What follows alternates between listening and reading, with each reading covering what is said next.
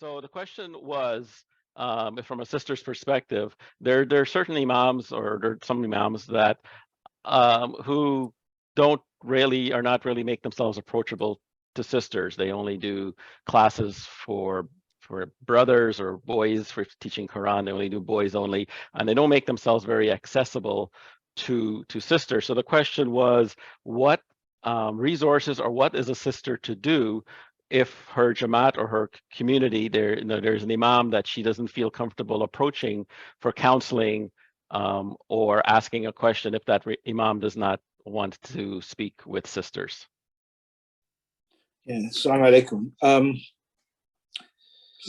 So part of the issue really, in terms of the imams, from their perspective, there is two concerns the imams usually have. Number one is they feel that sisters may be reluctant to confess their issues because of the level of intimacy or the shyness to talk to them.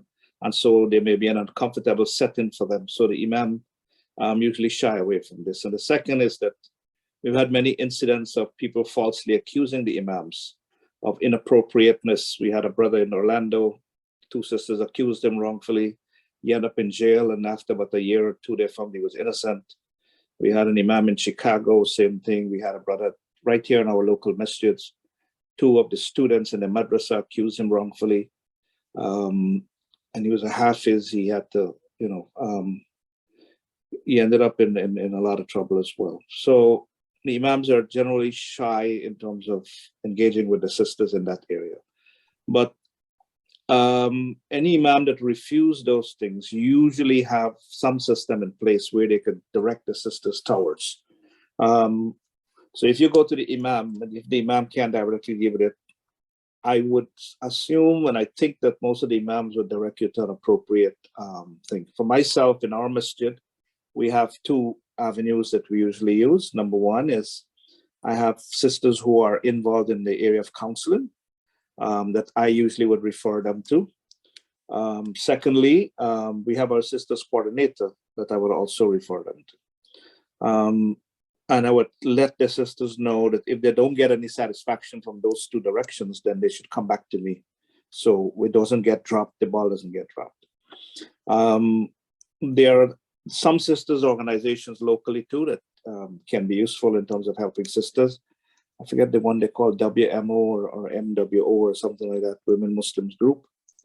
The SoFlo Muslims is an organization also of all the masjids coming together, and you can access their website. They have all the different services available, and including counseling services. And so their website is very comprehensive. It's called soflomuslims.com, I think.